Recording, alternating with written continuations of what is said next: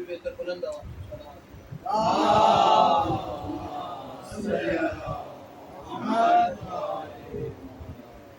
اعوذ باللہ السمیع العلیم من الشیطان اللعین الرجیم بسم اللہ الرحمن الرحیم الحمدللہ الذی لا یفلح مدحته القائلون ولا يحصي نعماء العدلون ولا يؤدي حقه المجتهدون الذي لا يدركه بعد الحمم ولا يناله قوس الفتن الذي ليس لصفته حد معدود ولا نعت موجود ولا وقت معدود ولا عجل ممدود فترى الخلائق بقدرته والنشر رياحا برحمته وبتدفق الميدان أرضه أول دين معرفته وكمال معرفته التصديق به وكمال التصديق به التوحيد وكمال التوحيد هو إخلاص له نفي الصفة عن كل شهادة صفة أنه غير الموصوف بأنه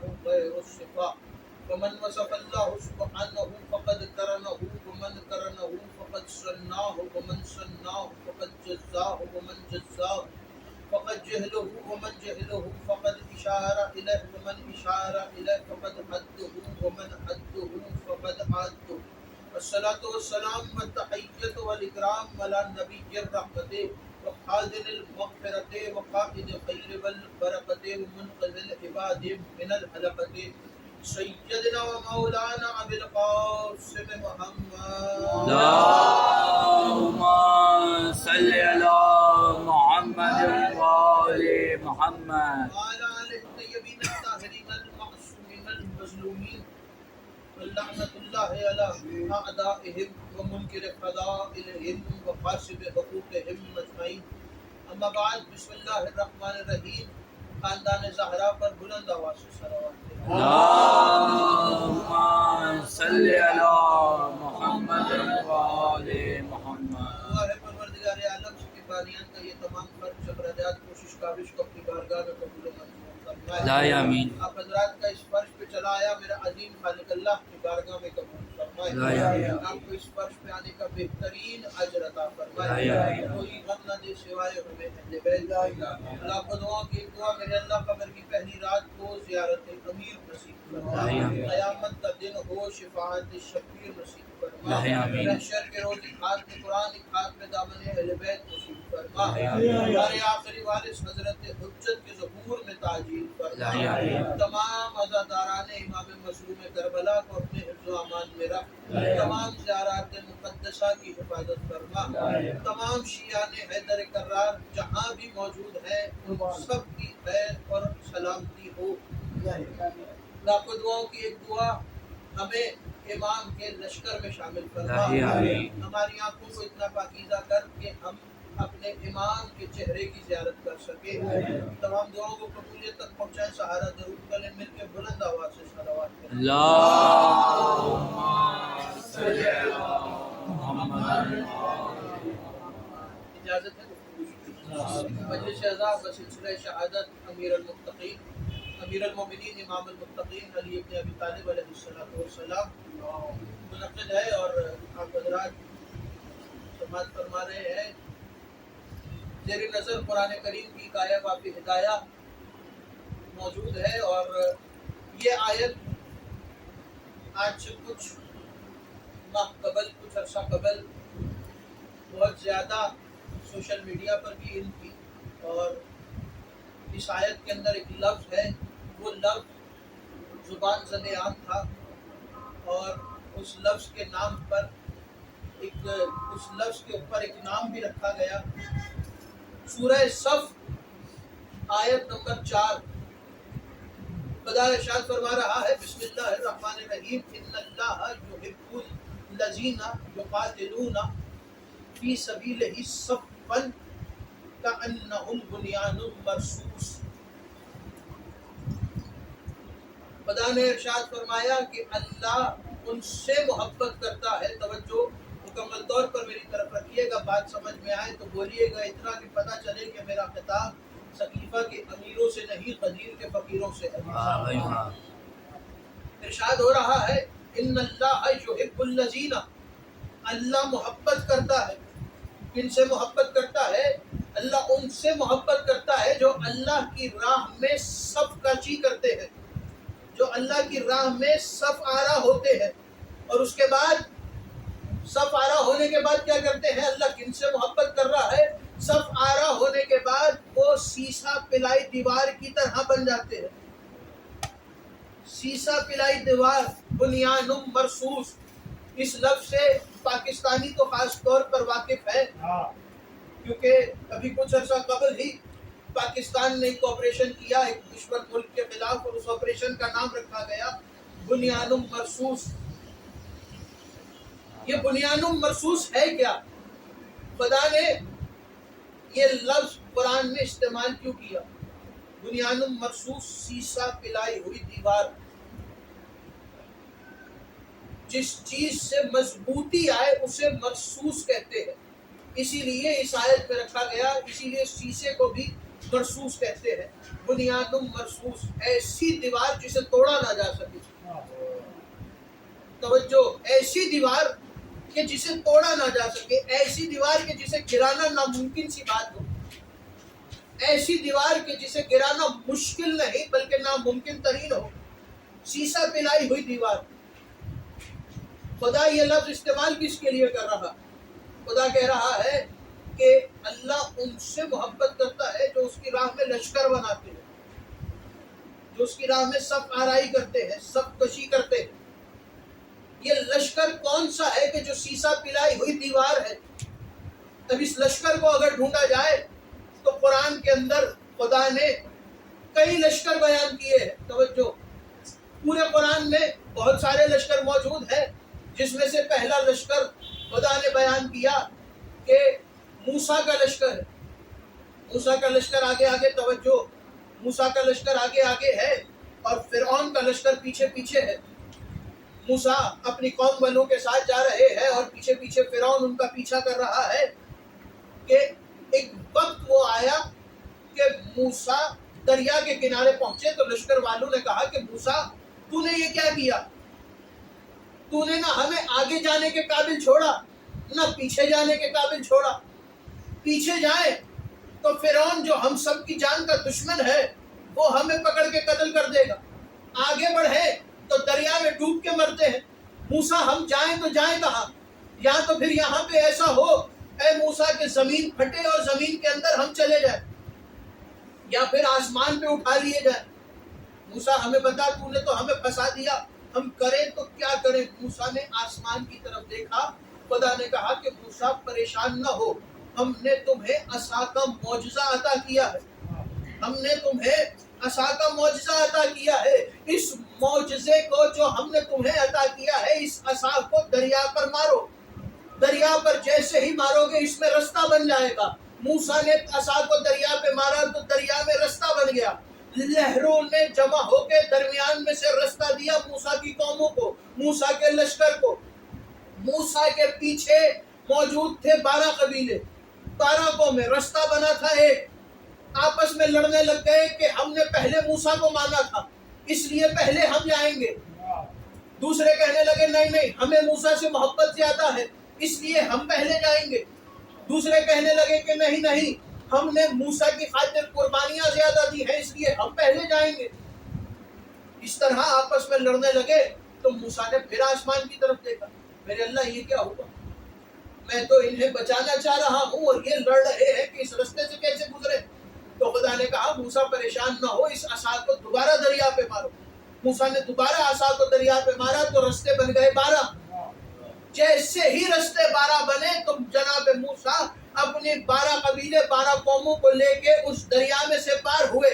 قرآن نے بتایا کہ ہدایت کے رستے، نجات کے رستے 12 ہوتے ہیں.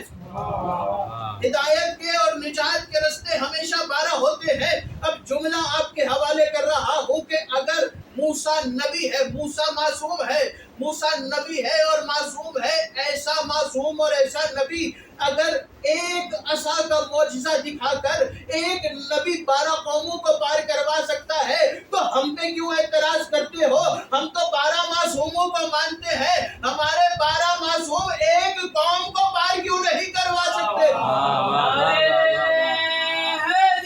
جب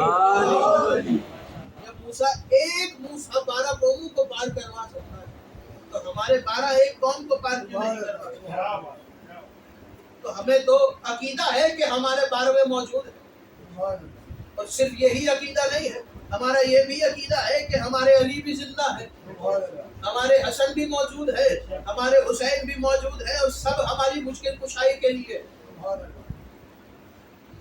تو پہلا لشکر موسیٰ کا لشکر، موسیٰ جیسے ہی دریا سے پار ہوئے، موسیٰ نے کہا وہ سامنے فلسطین شہر ہے، چلو سارے اس شہر میں داخل ہو جاؤ۔ تو سب نے موسیٰ کی طرف دیکھ کے کہا کہ موسیٰ کیسے اس شہر میں جائیں؟ اس شہر میں تو جابر لوگ رہتے ہیں، اس شہر میں تو غرور اور تکبر کرنے والے لوگ رہتے ہیں، اس شہر میں تو ہم سے کئی گنا دراز قد والے لوگ رہتے ہیں، اس شہر میں تو موسیٰ کئی گنا امیر لوگ رہتے ہیں، ہم اس شہر میں کیسے جائیں؟ موسیٰ ہم اس شہر میں نہیں جائیں گے۔ موسیٰ کہہ رہے ہیں کہ جاؤ تمہیں نجات ملے گی، لیکن وہ موسیٰ کی نہیں مان رہے۔ وہیں پر 40 سال گزارے ہیں فلسطین شہر سے باہر موسیٰ کی قوم نے۔ جناب موسیٰ کہہ رہے ہیں جاؤ، پر وہ منع کر رہے ہیں کہ موسیٰ ہم نہیں جائیں گے۔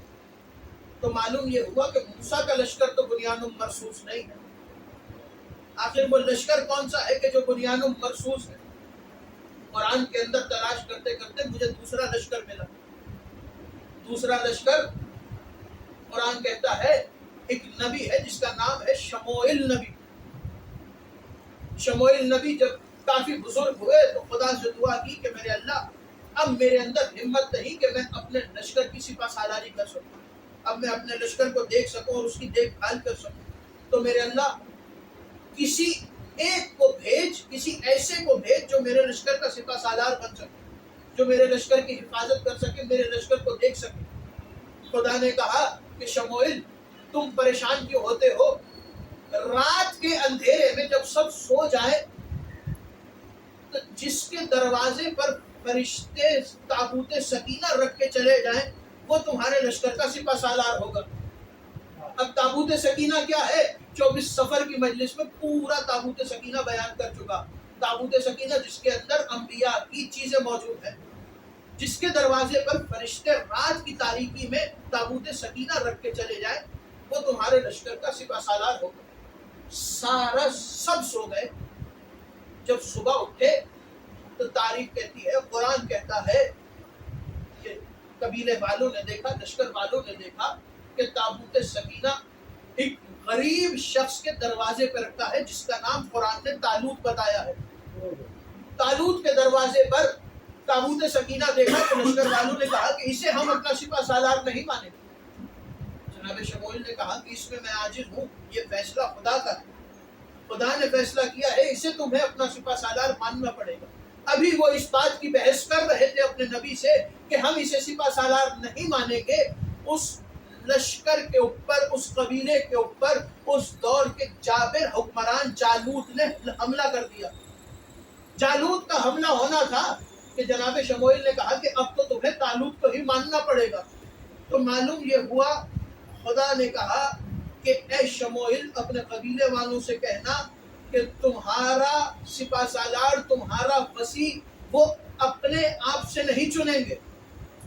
خدا کہہ رہا ہے شموئیل اپنے قبیلے والوں سے کہہ دو کہ تمہارا وصی ان کی مرضی کا نہیں ہوگا بلکہ خدا کی مرضی کا ہوگا، جسے خدا چنے گا وہ تمہارا وصی ہوگا۔ تو معلوم یہ ہوا کہ رسول کا خلیفہ، رسول کا وصی وہ ہوتا ہے جسے خدا چنتا ہے، بلکہ وہ نہیں ہوتا کہ جسے کچھ لوگوں میں بیٹھ کر میٹنگ کر کے چنا جائے۔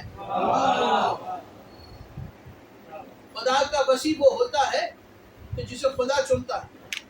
جناب شموئیل نے کہا کہ اب تو اسے ماننا پڑے۔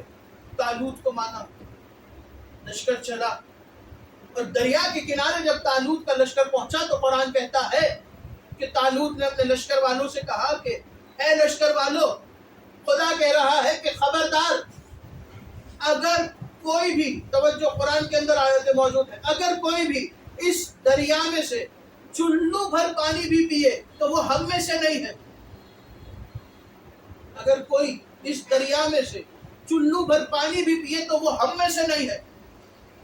کبھی لشکر والوں نے کہا کہ طالوت یہ کیسی بات ہوئی؟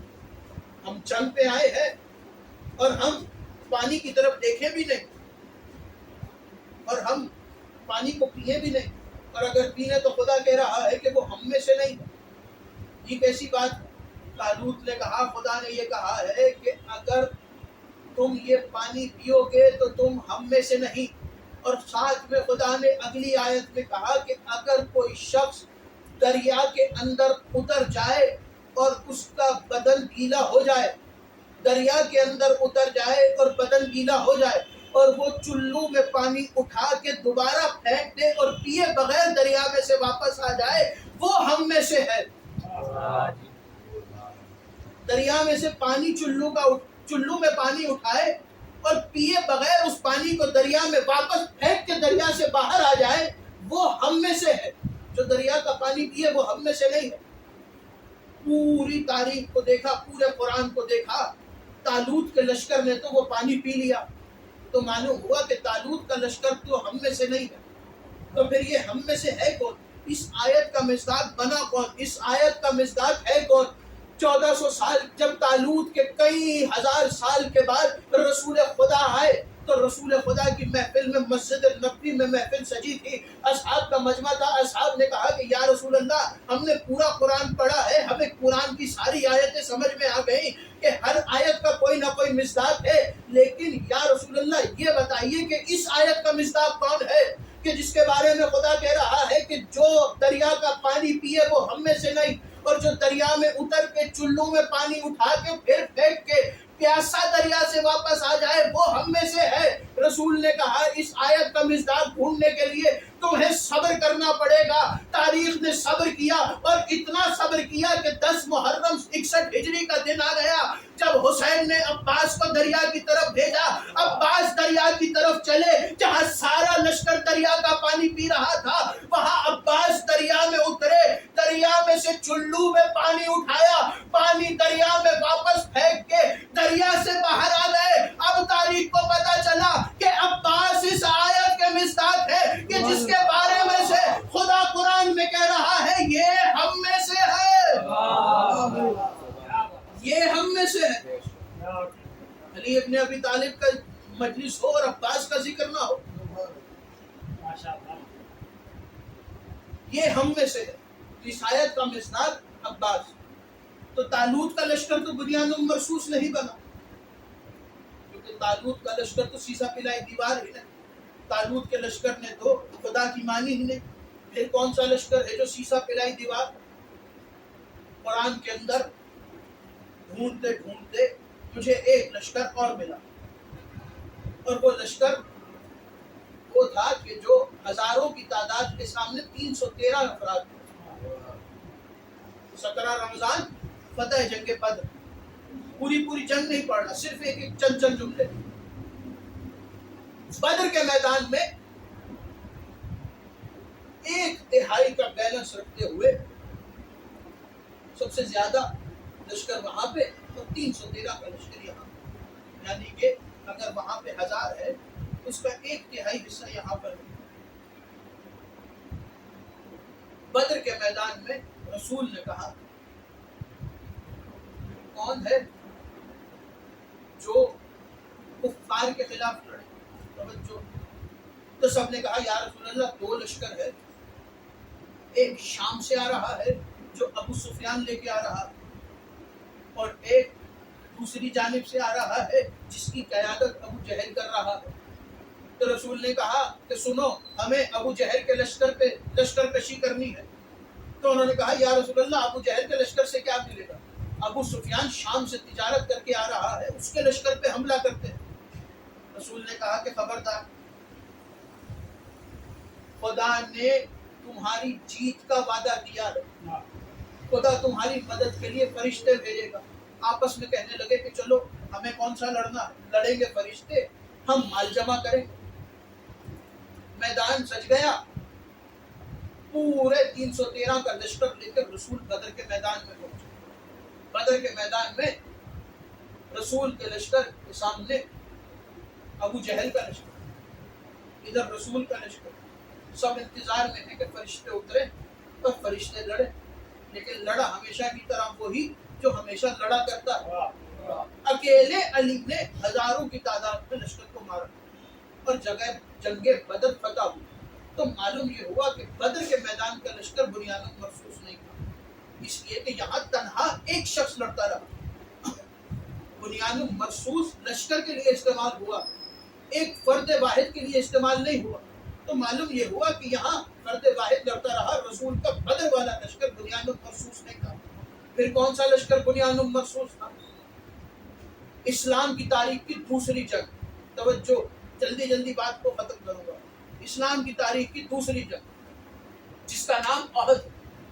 अहद के मैदान में रसूल अपना लश्कर लेके पहुंचे तो रसूल ने कहा कि तुम उस मकाम पे खड़े हो जाओ, तुम उस मकाम पे खड़े हो जाओ, तुम उस मकाम पे खड़े हो जाओ।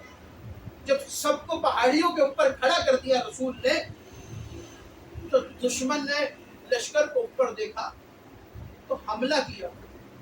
कुछ लोग पहाड़ियां छोड़ के भागे। जब मैदान और पहाड़ियां खाली हुई तो दुश्मन ने पीठ के पीछे से हमला किया।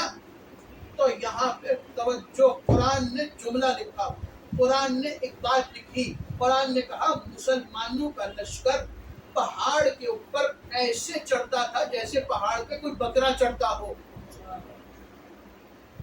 मुसलमानों का लश्कर पहाड़ के ऊपर ऐसे चढ़ रहा था जैसे पहाड़ के ऊपर बकरा चढ़ता हो। मुसलमानों का लश्कर भागा।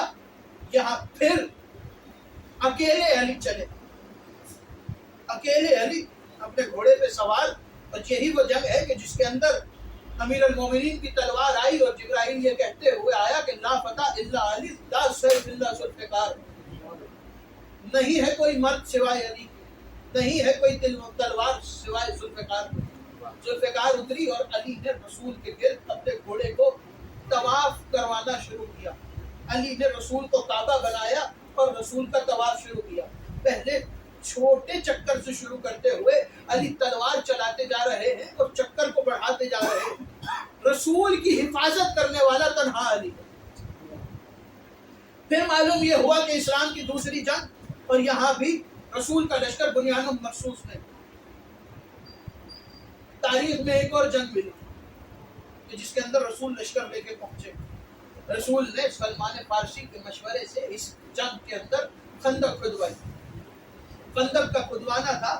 रसूल ने कहा कि एक फर्द 40 गज के, 4 गज गहरी, 5 गज चौड़ी और 40-40 हाथ इस जानिब से और 40-40 हाथ इस जानिब से खंदक को खोदेगा।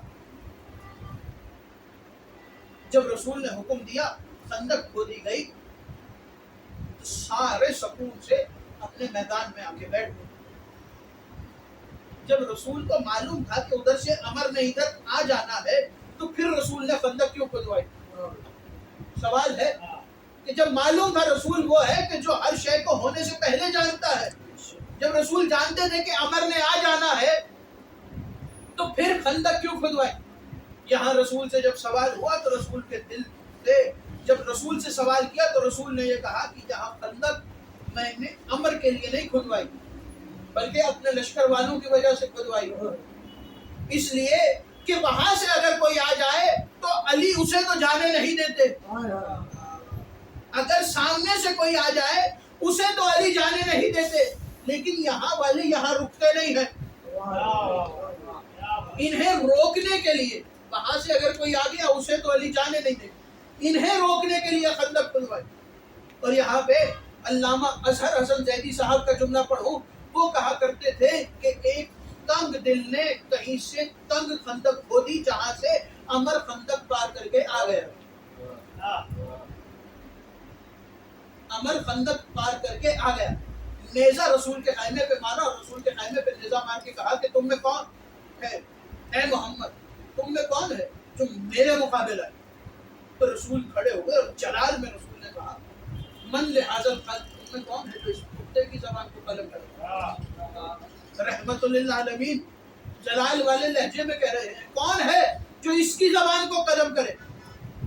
तो फिर रसूल का लश्कर पीछे हटा, अकेला अली आगे बढ़ा। तो मालूम ये हुआ कि खंदक के अंदर भी रसूल जिस लश्कर को लेके आए, ये भी बुनियादन मरसूस नहीं है। एक लश्कर और मिला, आखिरी 2 जुमले सुन लेना। एक लश्कर और मिला, اور یہ لشکر رسول کے ساتھ نہیں بلکہ امیر المومنین کے ساتھ چلا اور صفین کے میدان میں پہنچا. لشکر امیر المومنین کا ہے، صفین کے میدان میں علی لشکر لے کے آئے اور ایسا حملہ مالک اشتر نے کیا کہ قریب تھے مالک اشتر اس بدبخت کے خیمے کے، اور قریب تھا کہ مالک اشتر اس کی گردن کاٹ دے کہ لشکر کے اندر سے بغاوت اٹھی. لشکر کے اندر سے بغاوت اٹھی. علی نے مالک اشتر کو واپس بلایا. مالک اشتر کو واپس بلایا تو وہاں سے کچھ لوگ بولے کہ علی ڈر گئے. جب انہوں نے علی کے خوف زدہ ہونے کا نعرہ لگایا تو علی کے لشکر سے عمار یاسر کھڑے ہوئے. عمار یاسر چلے اور معاویہ کے لشکر کے قریب پہنچے اور جا کے وہاں پہ عمار یاسر نے گفتگو کرنا شروع کی. تب تم کیا سمجھتے ہو کہ علی کا لشکر جو ہی آیا؟ علی کا لشکر حق پہ ہے. عمار یاسر کون؟ عمار یاسر وہ کہ جس کی ماں بھی شہیدہ ہے، جس کا باپ بھی شہید. عمار یاسر گفتگو کر رہے تھے کہ یہاں دشمن لشکر میں سے کسی نے تیر مارا اور عمار کی شہادت ہو گئی. عمار کی شہادت ہونا تھی کہ جیسے تاریخ میں یہ تو ملتا ہے، یہاں پہ لوگ یہ بھی پڑھتے ہیں کہ علی کا لشکر چھوڑ کے کچھ لوگ معاویہ کے لشکر میں گئے تھے، لیکن تاریخ میں ایک بات اور ملتی ہے. عمار کی شہادت کو دیکھ کر 35 افراد وہاں سے علی کے لشکر میں شامل ہوئے تھے. 35 افراد علی کے لشکر میں آئے اور کہا کہ یا علی آپ حق پر ہیں، اس لیے کہ رسول کی حدیث تھی کہ عمار کو باغی گروہ قتل کرے گا. جنہوں نے عمار کو مارا، یا علی ہمیں یقین ہو گیا کہ یہ باغی. جب یہ بات پھیلی کہ عمار کو باغی گروہ نے مارا ہے تو عمرو عاص نے کہا کہ نہیں خبردار، رسول کی حدیث ہے تو کیا ہوا؟ ہم نے عمار کو قتل نہیں کیا بلکہ علی عمار کو ہماری تلواروں کے سامنے لے کے آ گئے. جہاں پر امیر المومنین کے خلاف یہ سازش شروع ہو گئی کہ علی کی وجہ سے عمار قتل ہوئے. تو معلوم یہ ہوا کہ علی کے ساتھ جو لشکر تھا وہ بھی بنیان مرصوص نہیں. تو پھر یہ بنیان مرصوص ہے کون سا لشکر؟ آخر یہ لشکر ہے کون سا؟ جب تاریخ کو الٹنا شروع کیا اور دنوں کو دیکھنا شروع کیا، کبھی ایک دن کو دیکھا تو کبھی ایک تاریخ کو دیکھا، جب دیکھتے دیکھتے 61 ہجری محرم الحرام کے مہینے پہ پہنچا تو میں نے دیکھا کہ حسین ابن علی اپنے ساتھ ایک بنیان مرصوص کی طرح لشکر کو لے کے کربلا کے میدان میں پہنچ گئے. پوری کائنات میں ایک لشکر ہے جو بنیان مرصوص کے لفظ کا مصداق ہے، اور وہ ہے حسین ابن علی کا لشکر، علی کے بیٹے حسین کا لشکر، کہ جو سیسا پلائی دیوار کی طرح کھڑا رہا لیکن باطل جا کے سر نہیں جھکا ہے. ہاں عزیزو، 17 رمضان امیر المومنین منبر پر موجود ہے، خطبہ دے رہے ہیں. علی خطبہ دیتے دیتے اچانک آواز دے کے کہا کہ بیٹا حسن، آج کون سی رمضان ہے؟ تو مولا نے کہا کہ بابا آج 17 رمضان ہے. حسین ابن علی کی طرف دیکھا اور دیکھ کے کہا کہ حسین، عید میں کتنے دن رہ گئے؟ تو مولا نے کہا کہ بابا 12 یا 13 دن رہ گئے. اتنا کہنا تھا کہ امیر المومنین کی آنکھوں میں آنسو آئے اور کہنے لگے کہ عید تو وہ منائے گا جو 21 کے بعد زندہ رہے گا. عید تو وہ منائے گا جو 21 کے بعد زندہ رہے گا. یہ کہہ کے امیر المومنین نے گریہ شروع کیا. علی کو روتا دیکھ کے کوفے کی مسجد میں کوہرام برپا ہوا. لوگ کھڑے ہوئے اور کہنے لگے کہ یا علی، آخر ایسا کیا ہو گیا کہ آج اتنا گریہ کر رہے ہیں؟ یا علی، اس گریہ کی وجہ کیا ہے؟ امیر المومنین نے منبر پر سے بیٹھ کے کہا کہ کوفے والو، سچ سچ بتانا، کیا میں تمہارا اچھا مولا نہیں تھا؟ کوفے والو، سچ سچ بتانا، کیا علی نے کبھی کسی یتیم کا حق کھایا ہے؟ کوفے والو، سچ سچ بتانا، کیا علی نے کبھی کسی کو تکلیف دی ہے؟ علی روتے ہوئے کہتے ہیں کوفے والو، ذرا سچ سچ بتاؤ، کیا علی علی نے کبھی کسی قیدی کو مارا ہے؟ کوفے والوں ذرا صحیح صحیح بتانا، کیا علی نے کبھی کسی قیدی کو مارا ہے؟ امیر المومنین کے ہر سوال پہ کوفے والے کہہ رہے ہیں یا علی آپ سے اچھا امیر تو ہمیں ملا ہی نہیں، یا علی آپ کی وجہ سے کوفے کی یتیموں کو باپ کا سایہ مل گیا، یا علی آپ کی وجہ سے کوفہ امر ہو گیا، یا علی آپ نے کوفے والوں کا اتنا خیال رکھا ہے کہ آدھی آدھی رات کو یا علی اگر کوئی بھوکا ہوتا تھا تو اسے کھانا کھلاتے تھے، یا علی اگر کوئی بچہ مل جاتا تو اسے سینے سے لگاتے تھے، یا علی ہم گواہی دیتے ہیں کہ آپ نے کبھی کسی یتیم کا حق نہیں کھایا، یا علی ہم گواہی دیتے ہیں کہ آپ نے کبھی کسی اسیر کو مارا نہیں ہے، ہمیشہ اسیروں پہ شفقت کی ہے، یا علی ہم گواہی دیتے ہیں۔ اچانک امیر المومنین کا گریہ بڑھا اور رو کر کہنے لگے کوفے والوں مجھ سے ایک وعدہ کرو، کوفے والوں علی سے وعدہ کرو۔ یا علی کون سا وعدہ کرنا ہے؟ کوفے والوں علی سے وعدہ کرو کہ اگر کوفے میں کبھی تم کسی اسیروں کا لشکر دیکھو، کوفے والوں کبھی تم کسی قیدیوں کا لشکر دیکھو تو انہیں پتھر نہ مارنا، کوفے والوں انہیں تازیانے نہ مارنا، کوفے والوں ان میں سے جو یتیم ہو ان کا حق نہ کھانا، ان یتیموں پہ ظلم نہ کرنا۔ عزادارو کوفے والوں نے امیر المومنین سے وعدہ تو کر لیا، لیکن یہ کوفے والے ہیں عزادارو جو علی کی زندگی میں بدل سکتے ہیں، وہ علی کی زندگی کے بعد کیوں نہیں؟ عزادارو یہی کوفہ ہے جس منبر پہ علی بیٹھ کر کوفے والوں سے وعدہ لے رہے ہیں کہ کوفے والوں اسیروں کو مارنا نہیں۔ 61 ہجری 13 محرم کو ایک قافلہ کوفہ کے بازار میں داخل ہوا، یہ قافلہ کوفہ کے بازار میں آیا، یہی کوفے والوں میں وہ لوگ جو علی سے وعدہ کر رہے تھے ان میں سے کچھ لوگ ان قافلے والوں کو کوئی پتھر مارتا ہے، کوئی تازیانے مارتا ہے،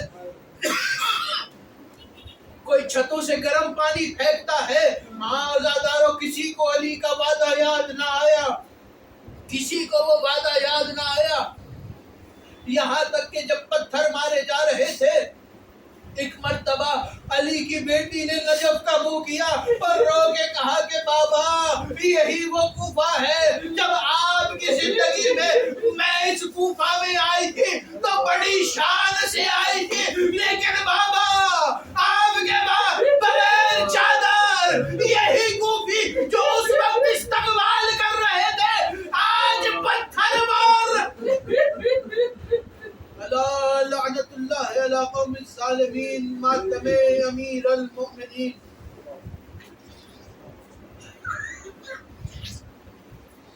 لا